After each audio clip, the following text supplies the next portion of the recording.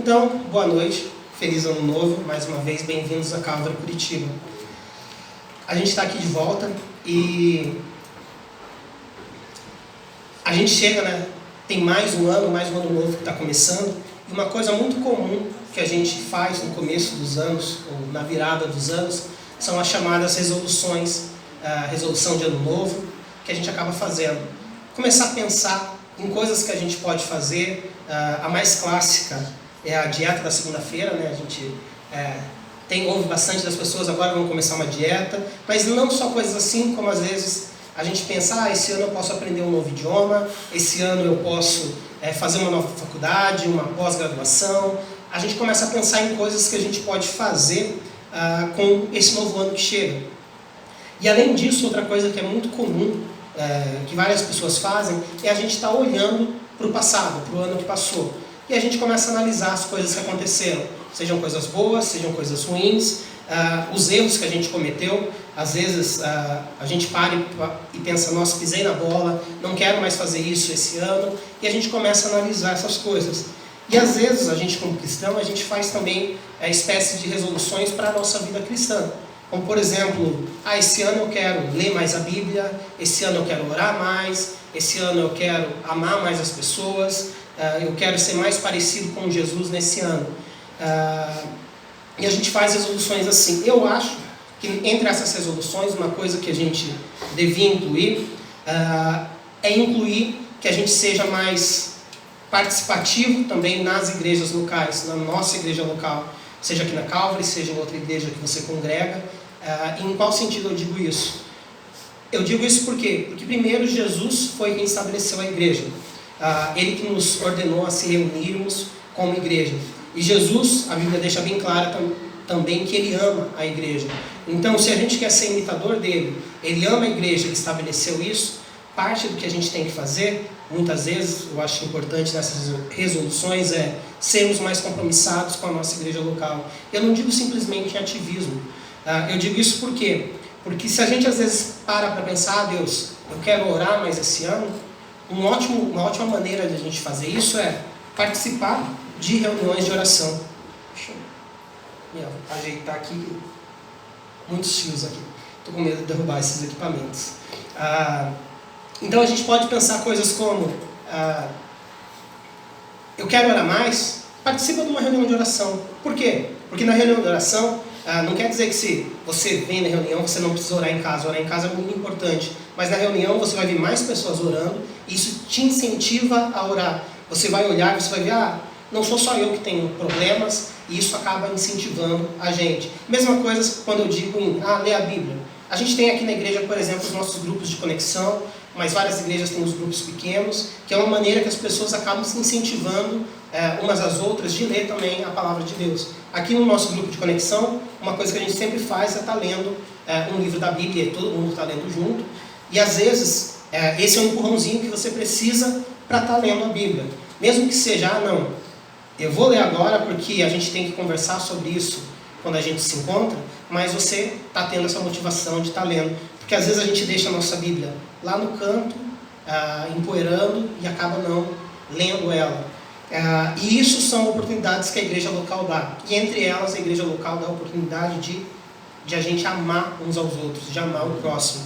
O que nem sempre, ou que muitas vezes, é difícil também. Porque nada impede de, como uma família, a igreja também sendo uma família, a gente às vezes ter alguns atritos com pessoas, ter discordâncias, mas Jesus Cristo nos incentiva a amar as pessoas. E isso é uma ótima oportunidade. Então, é uma coisa comum fazer essas resoluções, essas análises do ano que se passou. É algo bem normal que todo mundo faz. E eu também, normalmente eu paro para pensar, eu paro para analisar e orar nesse começo de ano, e revendo tudo aquilo que passou. E eu estava bem preocupado, na verdade, com o que eu ia compartilhar esse começo do ano. Eu estava preocupado por quê? Porque eu tive um final de ano extremamente estressante, cansativo. Na verdade, do meio de julho para o final do ano, meu ano não foi bom. Foi um ano que, como eu digo, só pela graça de Deus mesmo, só confiando em Deus, e veio desânimo, cansaço, estresse. e eu estava mal mesmo no final do ano, mas eu lembro que eu e o Tom sempre nos encontramos à quarta para orarmos e para falarmos sobre a igreja, decidimos algumas coisas sobre a igreja, e ele me deu um livro para eu estar lendo. Ele falou: olha, eu li um livro muito bom, queria que você lesse também, que é um livro sobre a biografia do George Miller, o missionário, o pastor George Miller, que é um dos maiores homens de oração do qual a gente já ouviu falar. E quando eu li, eu acabei no comecinho desse ano, na segunda, eu acho, na terça, no dia 1, no dia 2, que eu terminei de ler o livro, isso foi um gás que me deu de ânimo, de encorajamento, porque a biografia dele mesmo é algo linda. Para quem não conhece a história do George Miller, eu aconselho vocês a lerem sobre isso, a procurarem conhecer, porque realmente ele marcou, ele impactou a sua geração. E quando eu terminei de ler, isso meio que confirmou aquilo que Deus falou comigo para compartilhar, que eu não tinha tanta certeza do que eu iria compartilhar, que é essa passagem de Efésios 3. E como eu disse, eu fiquei meio preocupado, porque eu já ensinei várias vezes, várias partes dessa passagem, trechos maiores, trechos menores, e fiquei pensando: Deus, mas trazer isso de novo? Mas confiando que a palavra de Deus se renova a cada manhã, e confiando naquilo também que Ele me falou, é o que eu quero trazer essa noite para a gente. Então, a gente está aqui em Efésios 3, e o que a gente tem em Efésios 3? A gente tem uma oração de Paulo. A gente tem, a partir dos versos 14, na verdade, mas aqui no 16 é o começo dessa oração. A gente tem uma oração que Paulo faz pela igreja. E eu creio que é uma oração que se aplica a todos nós aqui. Às vezes algumas pessoas falam: não, mas essa oração que ele fez foi pela igreja de Éfeso. Mas o que ele traz aqui são verdades, são princípios, são realmente verdades de Jesus, e verdades bíblicas que se aplicam a todo cristão. Então ele começa ali no verso 16 dizendo: eu oro para que com suas gloriosas riquezas ele os fortaleça no íntimo do seu ser com poder por meio do Espírito. Então a primeira oração que Paulo faz, ele ora para que Deus nos fortaleça com o seu poder através das suas gloriosas riquezas. Mas o que são essas gloriosas riquezas pelo qual Paulo está orando? Ele diz: eu oro para que com as suas gloriosas riquezas, ou através das suas gloriosas riquezas, Deus, Ele os fortaleça com poder. Em Efésios, a gente não tem a descrição do que são essas gloriosas riquezas. Mas, em Colossenses, que é uma carta, como se fosse uma carta irmã de Efésios, Paulo explica o que são as gloriosas riquezas, ou as riquezas da glória.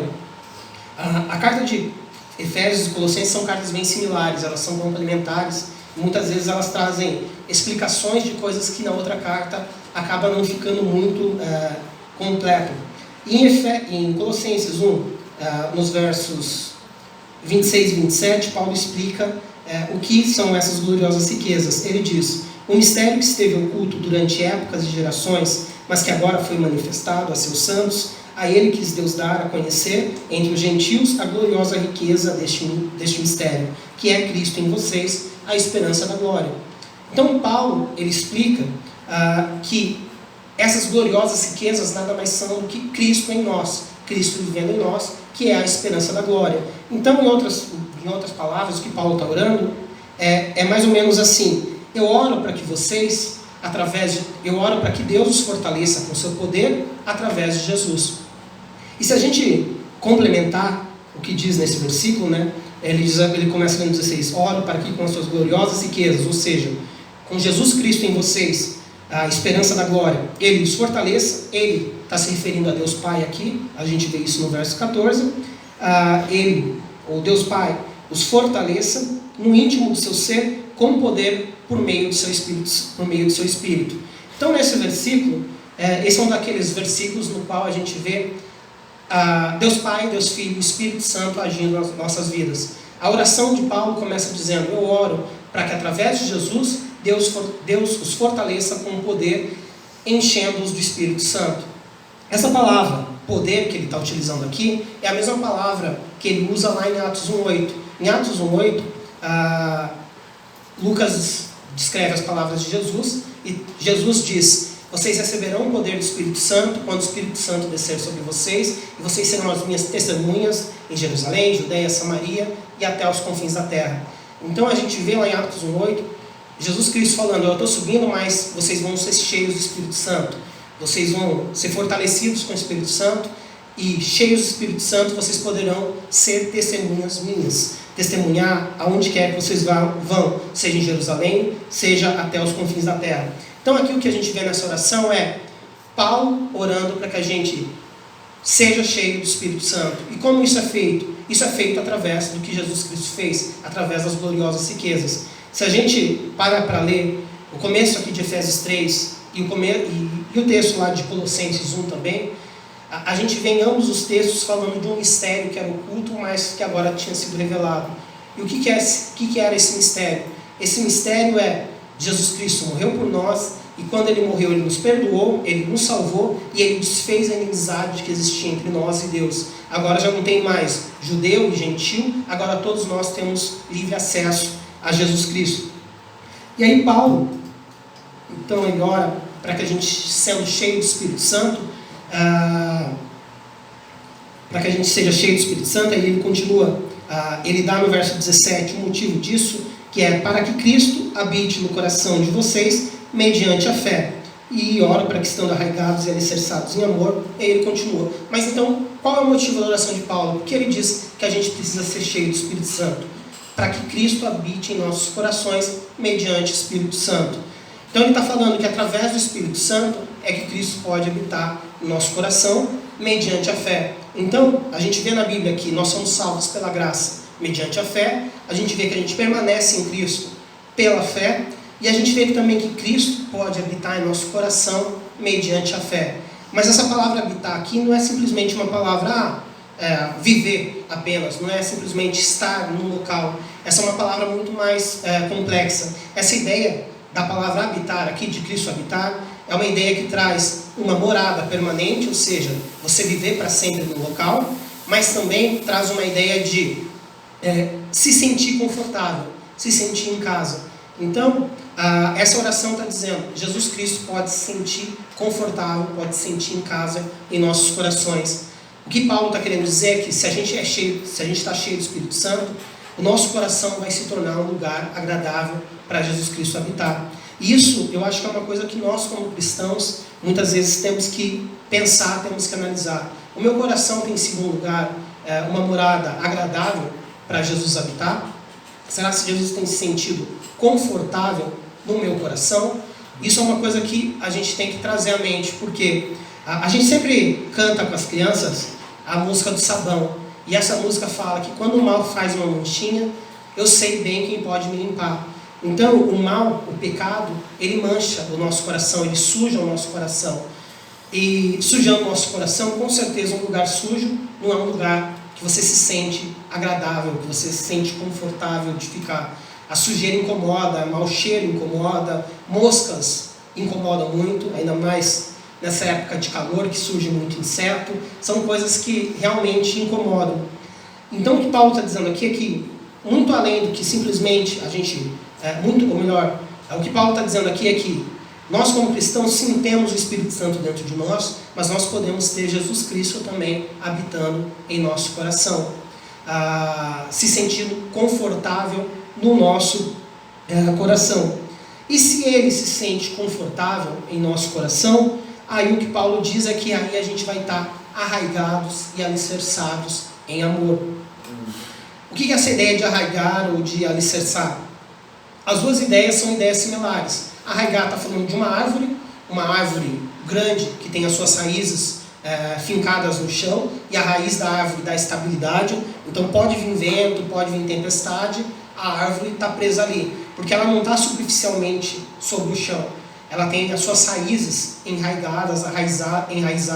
arraigadas ali no chão. E aí ele também traz essa ideia muito comum, que ele utiliza por todo o Novo Testamento, que é a ideia de a construção de algo. Ele fala que além disso, a gente está alicerçado, a gente está edificado. Se a gente lembra lá de Mateus, o Novo Testamento, a gente vê que a Bíblia fala sobre a gente estar alicerçado na rocha que não se abala, em Jesus.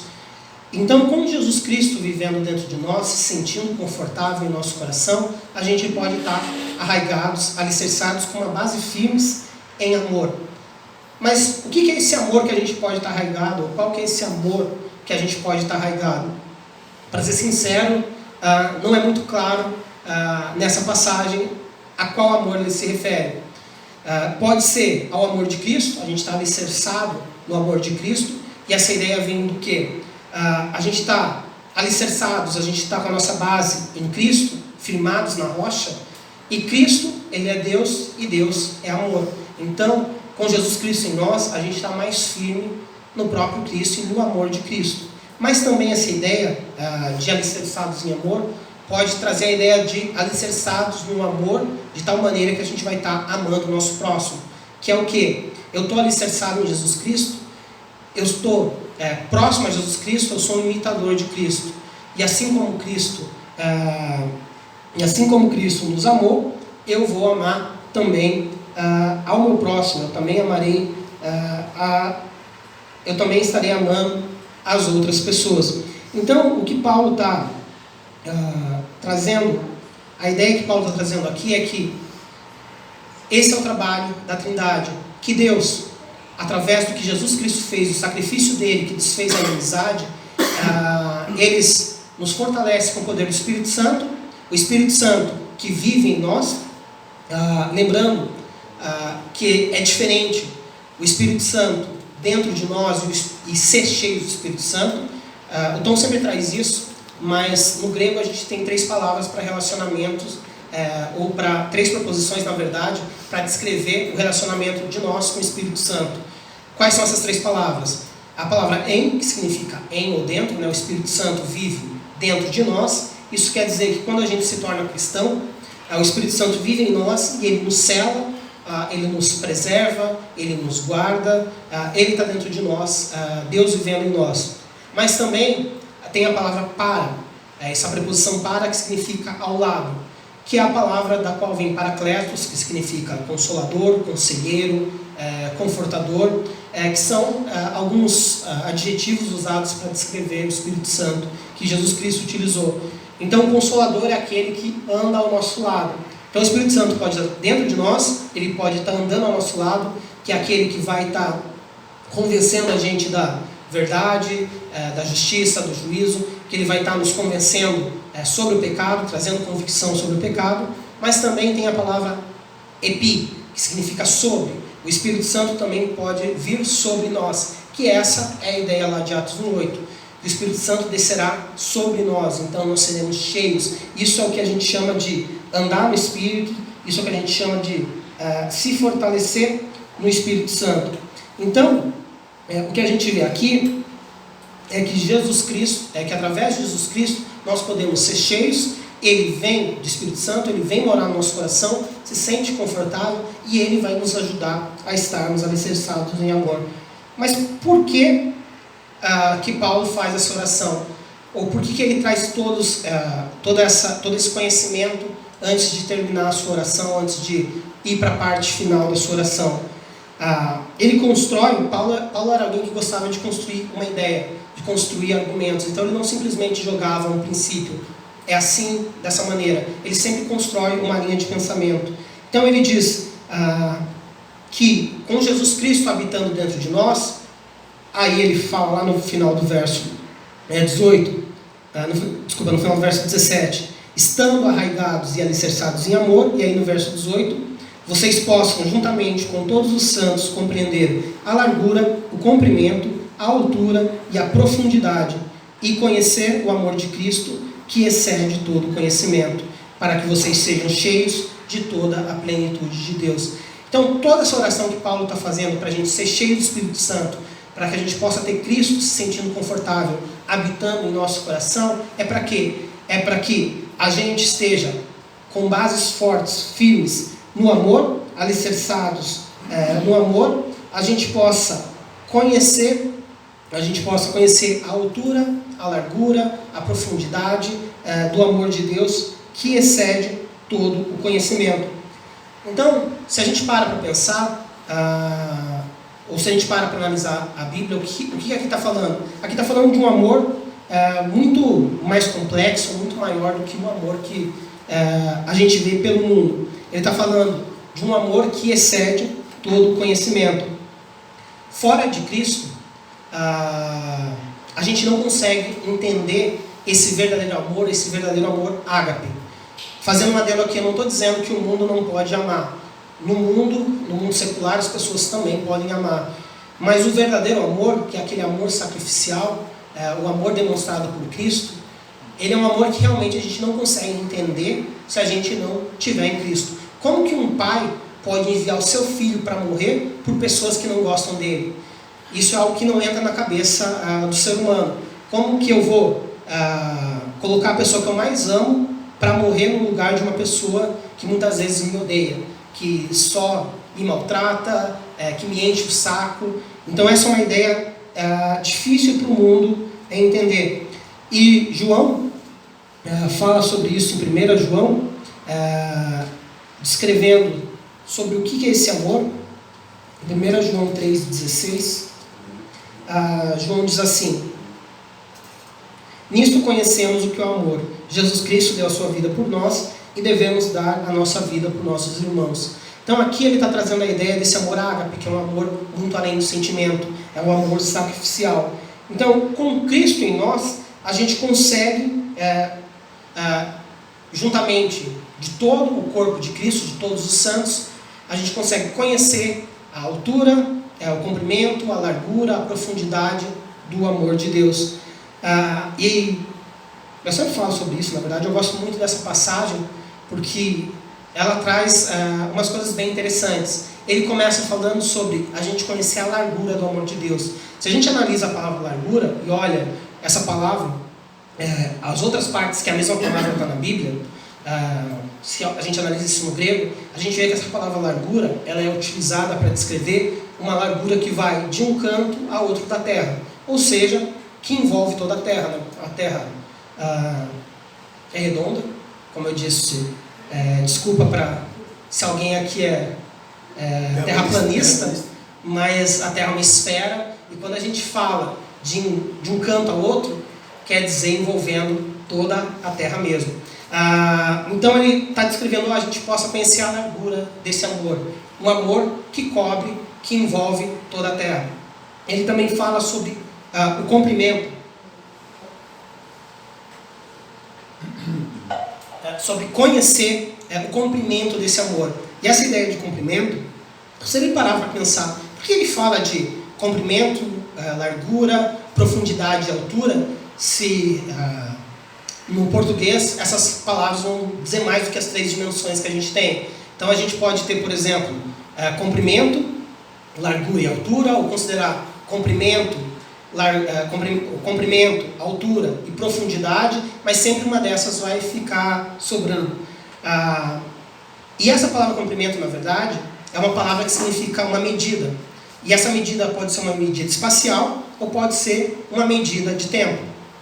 E sendo uma medida de tempo, aí entra, por exemplo, uma coisa que eu gosto bastante, mas eu sei que muita gente não gosta, em física. Se a gente para lembrar lá das nossas aulas de física no ensino médio, se a gente parar para lembrar, principalmente da parte de cinemática, de dinâmica, que eu sei que muitas pessoas não gostam, mas o que a gente via na física? Quando a gente ia fazer um cálculo, quando a gente ia analisar alguma coisa, a gente falava sobre as 3 dimensões, ou os eixos x, y e z, que a gente vai ter altura, largura, espessura ou profundidade nessas dimensões. E quando a gente trabalha com as variáveis, normalmente quais são as variáveis que a gente tem na física? A gente tem x, y e z, altura, largura, espessura ou profundidade, e a gente tem o tempo. E essa palavra, como eu disse, para comprimento, ela significa medida de tempo também. Então, se a gente para analisar o que ele diz aqui sobre entender a largura, entender a altura e entender a profundidade, quando a gente fala de comprimento, também pode estar se referindo ao tempo. Então, o que isso quer dizer? Com o amor de Jesus Cristo, ele nos cobre em todas as dimensões. Então, a altura, a largura, a profundidade, quer dizer que por todos os cantos, a gente canta isso também com as crianças, o amor de Cristo nos envolve. Mas não apenas isso. Como diz lá em Romanos 8, não há altura nem profundidade que possam separar a gente do amor de Jesus. E como diz nos Salmos, vez após vez. Uma das palavras que eu acho que uma das frases que mais se repetem em Salmos, se a gente for ler, é: o amor, seu amor dura para sempre. Tem versículos em Salmos que repetem isso 20 vezes seguidas: o seu amor dura para sempre, o seu amor dura para sempre. Então o que ele está dizendo aqui, Paulo está falando: eu oro para que vocês sejam cheios do Espírito Santo e que Jesus Cristo possa estar dentro de vocês, para que vocês consigam conhecer esse amor, conhecer a largura, uma largura que envolve toda a terra, conhecer a altura, a profundidade, que não podem nos separar do amor de Cristo, conhecer esse comprimento de tempo, essa medida de tempo que nos abraça e dura para sempre. E aí ele entra num dos paradoxos mais legais da Bíblia, né? Conhecer esse amor em todos esses aspectos e dimensões que excede o conhecimento. Então ele fala sobre conhecer algo que excede o conhecimento. Como eu disse, parece um paradoxo, mas se a gente para ver o que essa palavra conhecer é conhecer por experiência, ou seja, está experimentando algo. Como a gente pode conhecer algo que excede o conhecimento? A gente só pode conhecer algo que excede o conhecimento se a gente está experimentando isso dia a dia. Então, a gente começa aqui conhecendo o amor de Cristo. E como diz em João 17,3, o que é a vida eterna? Ou o que é a vida eterna? A vida eterna é conhecer a Deus e a Jesus Cristo, a quem Deus enviou. Então, lá diz, e a vida eterna é esta, que te conheçam a ti e a Jesus Cristo, a quem enviaste. Então, a gente começa a vida eterna agora aqui na terra, conhecendo a Deus, conhecendo a Jesus Cristo, e a gente vai passar toda a eternidade conhecendo isso, experimentando o amor de Cristo, que é um amor que excede todo conhecimento. Então, como que a gente pode conhecer algo que excede conhecimento? Simplesmente experimentando isso com Cristo dentro de nós. Essa é uma ideia parecida também com o que Oséias traz em Oséias 6,3, quando ele diz conheçamos e esforcemos-nos por conhecer ao Senhor. Ele dá a ideia de que a gente conhece a Deus, mas a gente precisa se esforçar para conhecer ainda mais. Por quê? Porque o conhecimento de Deus é algo que realmente explode a nossa mente. Não dá para a gente conhecer um ser infinito com uma mente finita.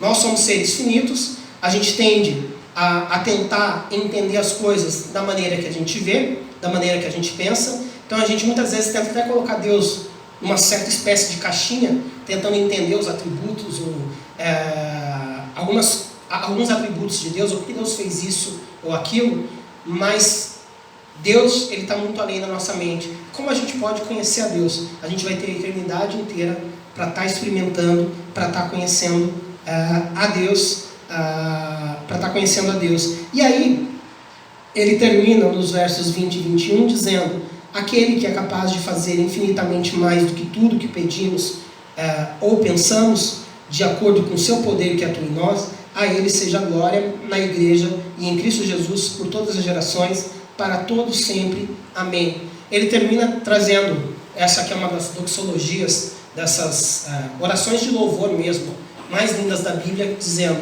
aquele que é capaz, ou aquele que é poderoso. E aqui eu gosto bastante da maneira como a Almeida Corrigida Fiel traz esse versículo, que ela diz basicamente, não sei se coloquei, que ele diz: aquele que é poderoso para fazer muito mais abundantemente além. Eu gosto disso porque isso traz bem a ideia do que está ali no grego quando a gente lê, porque ele coloca tanto superlativo numa mesma frase para dizer: Deus não faz simplesmente mais do que aquilo que a gente pensa, ele faz muito mais abundantemente além, muito mais infinitamente além. A gente não tem palavra realmente para descrever como Deus é maior do que aquilo que a gente pede, do que aquilo que a gente pensa. E aí, ele chega aqui então, terminando: aquele que é poderoso para fazer muito mais abundantemente além do que aquilo que a gente pede ou pensa, segundo o seu poder que em nós opera. Mais uma vez, poder aqui, dunamis. Mesma palavra de Atos 1,8 está falando, através do Espírito Santo em nós, Deus pode fazer muito além, muito mais do que aquilo que a gente pede ou pensa. Em Isaías 55, a gente vê que os pensamentos de Deus são maiores do que os nossos, os caminhos de Deus são mais altos do que os nossos, ou seja, a nossa mente é limitada, Deus não é. Então muitas vezes o que a gente faz? A gente pede coisas, ou a gente ora, às vezes até mesmo para Deus, e começa a modelar a nossa oração como se a gente desse as instruções para Deus da maneira que Ele deveria fazer as coisas.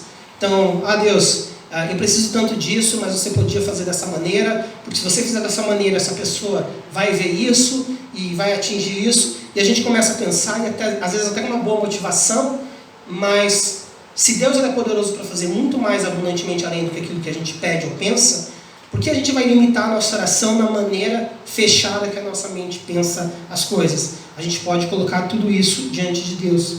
E aqui, nessa parte, eu queria voltar agora ali no começo do que eu estava falando ali no começo.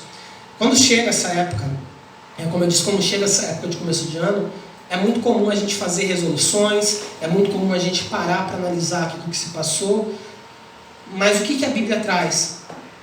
A gente pode fazer planos, sim, mas os planos de Deus são mais altos, os planos de Deus são melhores, em outras palavras, são muito melhores do que os nossos.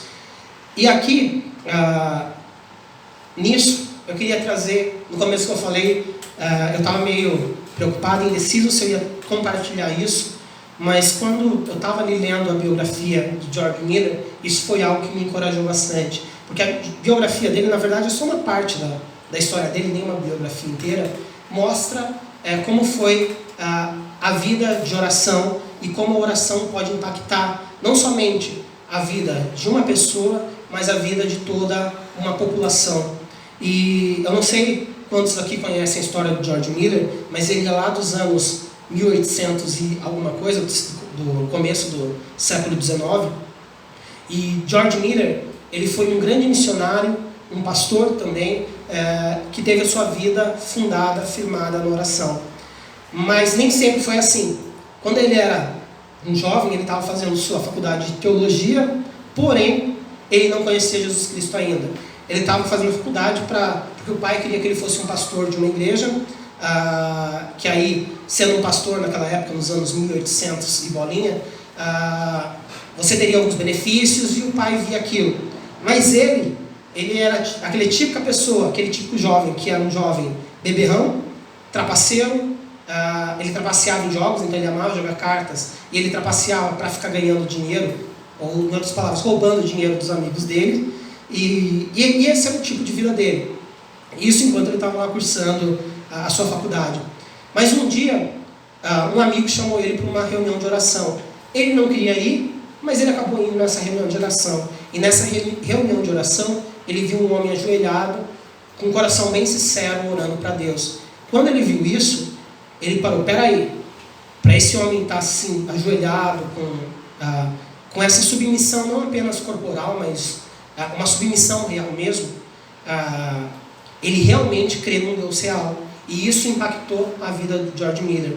Ele falou, nossa, se Jesus Cristo é real, se tudo isso realmente é real, eu posso conversar com Ele, por que eu não faço isso? E naquela noite ele orou, e através dessas orações, Deus falou que ele queria que ele fosse um missionário. E aí ele falou, tá bom Deus, eu vou te ouvir, eu vou ser um missionário. Resumindo bem, para se tornar esse missionário, ele teve que largar a mulher que ele amava, porque a mulher que ele amava falou que jamais se casaria com um missionário, que se ele se tornasse um missionário, ela deixaria ele. Ele teve, o pai cortou toda a ajuda que dava para pagar a faculdade, porque o pai não queria que ele fosse um missionário, queria que ele fosse um pastor numa igreja na Alemanha. E aí Deus encaminha ele. Ele pensava, eu posso ir para a Polônia, posso ir para esses países falar com judeus. E aí Deus manda ele para a Inglaterra. Ele chega na Inglaterra, fazer um curso missionário, e aí ele acaba ficando preso no curso sem poder fazer missões. E Deus direciona ele para co-pastorear uma pequena igreja. Quando ele se torna esse co-pastor dessa igreja, ele começa, enfim, a estar nesse campo missionário. E aí ele começa a ter contato com as pessoas na rua, ali na Inglaterra. Com esse contato, ele começa a ver crianças que tinham necessidades. Naquela época não existiam muitos orfanatos, existiam o que se chamavam casas de caridade, que basicamente eram hospícios no qual loucos, no qual os marginalizados, as crianças órfãs eram jogadas lá e nunca mais podiam sair, porque eles não tinham família, então eles eram lá e todo mundo convivendo junto, não tinha separação entre crianças, entre o pessoal do hospício. Era um lugar que as crianças não gostavam de estar. E aí Deus direciona George Miller para começar uma escola cristã, na qual ele teriam pessoas cristãs trabalhando, e ele ia ensinar todas as coisas para as crianças, mas também ensinar elas nos caminhos de Cristo. Então, dando Bíblias para essas crianças, incentivando eles a aprender. E só que o que acontecia? Ele não tinha dinheiro algum. E quando ele começou o seu ministério, George Miller, ele orou para Deus, e ele sentiu de Deus de fazer uma coisa. Ele nunca ia pedir dinheiro para nada daquilo que Deus mandasse ele fazer. Então ele nunca pediria uma oferta para alguém, mesmo que Deus falasse, eu quero que você construa isso. Ele não pedia para as pessoas, ele falava, o meu Deus, ele é muito poderoso para que eu posso pedir apenas para ele, e as pessoas vão vir, mesmo sem saber que eu preciso disso, elas vão vir e vão trazer aquilo que a gente necessita, aquilo que a gente precisa. E aí ele começou essa escola, milagrosamente eles conseguiram o dinheiro, pessoas vieram doar dinheiro, falando, Deus me falou para dar esse dinheiro para você para comprar Bíblias, Deus me falou que eu posso para dar esse dinheiro para você começar a fazer isso. Então as pessoas davam dinheiro para ele sem ele pedir.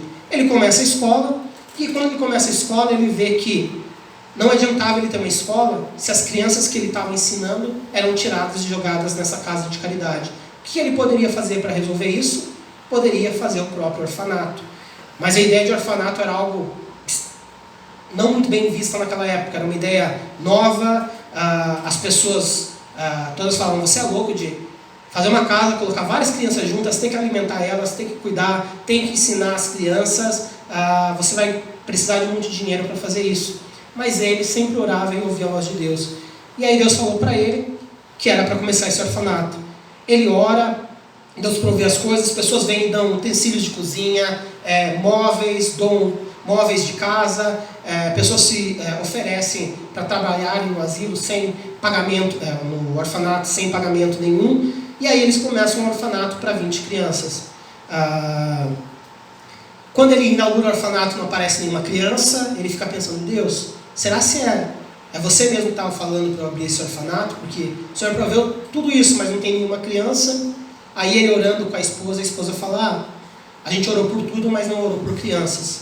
E aí eles oram por crianças, e no dia seguinte começam a vir crianças, enchem o orfanato, o primeiro dia, que era um orfanato para 20 crianças, já se torna um orfanato para 30 crianças. Ele fala, não, a gente precisa crescer. Eles alugam mais 3 casas na vizinhança, ao lado, e aí de repente vira um orfanato de, inicialmente 20 para 200 crianças, e aí começam a ter problemas com a vizinhança, os vizinhos começam a não querer ter crianças ali no bairro, e aí ele, preocupado com tudo isso, a filhinha dele, pequena, diz assim, pai, por que a gente não compra um lugar? E ele fala, peraí, mas a gente não tem dinheiro, a gente aluga aqui esses lugares, mas aí ele orou e ele sentiu isso de Deus, vamos comprar. Ele olha uma colina e ele vê que aquele é o lugar, e de repente Deus começa a mandar ofertas, pessoas que começam a dar dinheiro, ele consegue comprar esse lugar, constrói um orfanato para 300 crianças no alto de uma colina, agora algo próprio para alguém que não tinha dinheiro. E aí ele fala, peraí, mas tem muito mais crianças que precisam. Esse orfanato, eles constroem uma casa ao lado e já estão atendendo 700 crianças, e aí de repente ele dá o seu maior passo de fé. Ele ora, ele sente de Deus, e ele constrói esse orfanato para 2.000 crianças, sem nunca ter pedido dinheiro para ninguém. Eles estavam sempre, como a gente diz, no vermelho, sempre faltando dinheiro, e no último momento Deus provia para eles, sempre, não tem dinheiro para comprar comida. Aí de repente alguém vinha e trazia comida, ou alguém vinha e trazia uma oferta para comprar pão, e sempre foi assim. Mas o que a gente vê na vida de George Miller? Ele nunca teve dinheiro, ele não recebia, não tinha dinheiro que entrava para ele, mas ele orava e pedia a Deus. Ele dizia assim, eu creio que Deus ele é poderoso, e as pessoas vão ver o meu Deus, que eu não preciso pedir para as pessoas, ele vai prover para tudo isso. E as pessoas realmente viram isso. Elas ficavam abismadas de como ele conseguiu, sem dinheiro algum, construir esse orfanato para 2.000 crianças, manter esse orfanato para 2.000 crianças. E nesse orfanato, eles não apenas cuidavam das crianças, mas tinha uma escola lá para as crianças. e as crianças tinham suas bíblias, seus devocionais, então elas estavam sendo criadas, aprendendo sobre Jesus. E o mais legal disso é que até hoje existe esse orfanato, e até hoje, o George Miller, claro, já morreu faz tempo, né? Mas até hoje, eles seguem essa mesma linha. Eles não pedem doações, eles não pedem dinheiro, eles não pedem ofertas. Sempre que tem alguma necessidade, eles oram e colocam diante de Deus. E as pessoas podem ir lá, podem colocar suas ofertas, podem depositar na conta deles, mas eles não pedem nada disso, eles não expõem as necessidades. E por que eu trouxe isso? Porque, como eu disse, esse começo de ano, com um ano de resoluções, com um ano da gente parar e pensar o que a gente pode fazer melhor esse ano, não repetir os erros do ano passado, planejar o que a gente pode fazer esse ano. Uma coisa que a gente vê, uma coisa que fica bem clara na história de George Miller é que Deus responde às nossas orações. E que se Deus ele nos fala para fazer algo, Ele vai prover isso. Isso não quer dizer que a gente não vai ter sofrimento ou dificuldade, mas Deus vai estar cuidando. Como eu disse, eles estavam sempre no vermelho. No meio de toda essa história, até eles construírem esse orfanato, ele se tornar esse missionário que vai viajar em todo mundo, ele perde um filho pequeno, ele perde a sua esposa, mas Deus estava sempre cuidando e Deus estava sempre provendo. E o que eu quero trazer aqui essa noite eu acho que uma ótima coisa para a gente fazer no começo do ano é a gente parar e colocar os nossos planos diante de Deus. Tem muita coisa legal que a gente pode estar planejando esse ano e não é errado a gente planejar nada. Na verdade é sábio estar planejando as coisas antes de fazer, ainda mais porque quando a gente se torna adulto a gente percebe que dinheiro realmente não cresce em árvore e não é legal a gente quebrar a cara e perder dinheiro, né?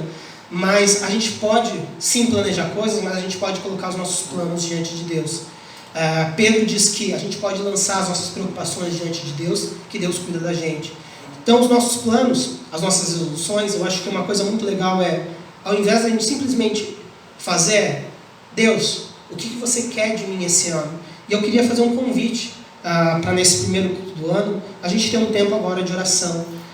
Então você pode se virar para a pessoa que está aí do teu lado e durante uns 4 a 5 minutos a gente vai ter um tempo de oração, até o pessoal do louvor vir aqui à frente, no qual a gente vai colocar diante de Deus. Deus, o que você quer de mim?